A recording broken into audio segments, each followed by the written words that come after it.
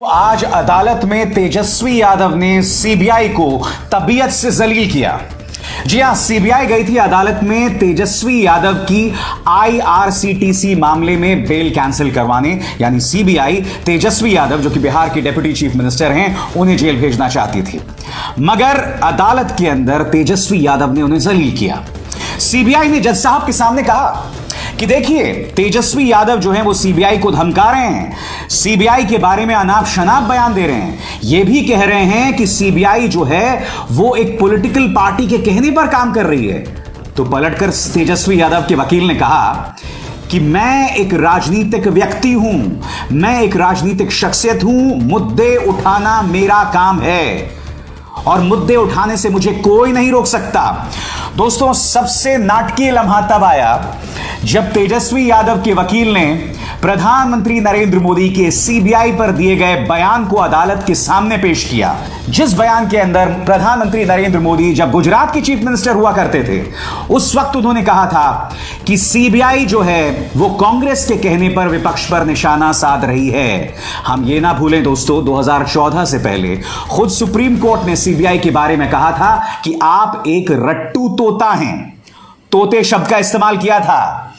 दोस्तों, सबसे पहले मैं आपको बतलाना चाहूंगा, जब प्रधानमंत्री नरेंद्र मोदी गुजरात के चीफ मिनिस्टर हुआ करते थे, तब वो सीबीआई के बारे में क्या क्या कहते थे। उनके दो बयान हैं दोस्तों, दोनों 15-15 सेकंड के। मैं दोनों बयान आपको सुनाना चाहता हूं, आइए सुनते हैं। ये ऐसा चुनाव है जिसमें कांग्रेस और सीबीआई ने मिलकर के भी भारतीय जनता पार्टी को पराजित नहीं कर पाए हैं। यह वो चुनाव है जो गुजरात नए नए षड्यंत्र कर रही है और षड्यंत्रों का लिए उनका सबसे बड़ा औजार है सीबीआई।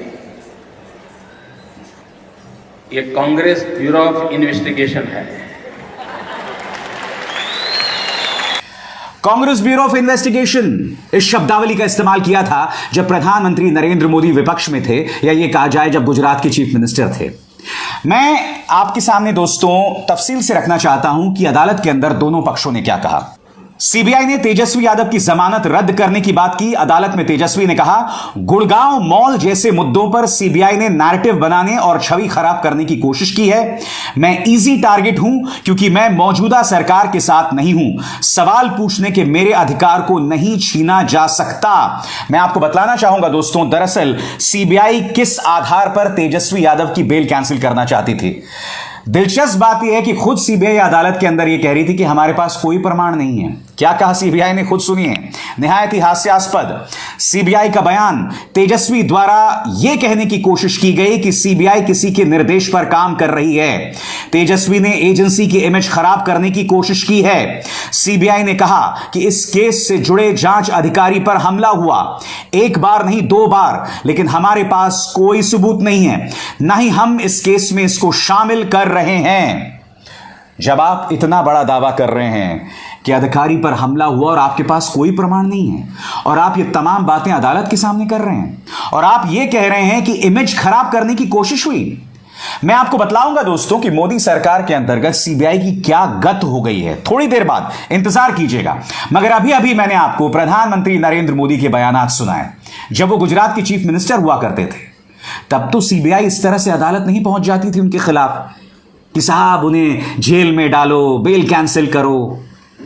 मैं आपको यह भी बतलाना चाहता हूं दोस्तों, तेजस्वी के वकील ने कोर्ट से कहा कि उन्होंने जो इंटरव्यू में कहा है, इस केस से इसका कोई लेना देना नहीं है। बात यूके की कर रहे हैं और सीबीआई जापान जा रही है, यानी कि बात लंदन की हो रही है, सीबीआई जापान जा रही है। सीबीआई बताए कि आईआरसीटी केस में मैंने किस शर्त का उल्लंघन किया है। मैं लैंड फॉर जॉब स्कैम में आरोपी नहीं हूं। सीबीआई की पिक एंड चूज पॉलिसी है। शर्त यह थी कि मैं गवाहों को प्रभावित नहीं करूंगा, सबूतों से छेड़छाड़ नहीं करूंगा, लेकिन सीबीआई बताए कि मैंने ऐसा क्या किया है। विपक्ष के नेताओं पर सीबीआई का हमला लगातार जारी है। कल ही मनीष सिसोदिया एक बार फिर हाजिर हुए थे, और मनीष सिसोदिया ने सीबीआई से पूछताछ के बाद वो जब बाहर आए तो उन्होंने पत्रकारों से बताया कि सीबीआई ने कहा है कि आप आम आदमी पार्टी से अलग हो जाइए। आप में से कई लोग कह सकते हैं कि मनीष सिसोदिया ने जो बात कही वो राजनीतिक बयान है, वो झूठ है। मगर मैं आपसे कुछ और कहना चाहता हूं। चाहे इनकम टैक्स पूछताछ कर रही हो विपक्ष की, चाहे ईडी कर रही हो, चाहे सीबीआई कर रही हो, हर विपक्ष का नेता लगभग यही बयानात दे रहा है। ऐसा क्यों, मैं समझना चाहता हूं दोस्तों। आखिर सीबीआई भारतीय जनता पार्टी की प्रवक्ता क्यों बन गई है? इस सवाल का जवाब तो दिया जाना चाहिए ना। और बात यहां नहीं रुकती। 2014 से पहले सुप्रीम कोर्ट ने सीबीआई के बारे में कहा था कि आप तोता हैं। मगर मोदी सरकार के अंतर्गत सीबीआई जो है वो भारतीय जनता पार्टी की एक्सटेंशन बन गई है, यानी उनकी प्रवक्ता बन गई है और मानो उनकी सुपारी लेकर चलती है और विपक्ष के नेताओं पर निशाना साधती है। मैं आपको खबर बताना चाहता हूं। आपकी स्क्रीन पर इन दो चेहरों को देखिए, आलोक वर्मा और राकेश अस्थाना। दोनों सीबीआई के वरिष्ठ अधिकारी थे।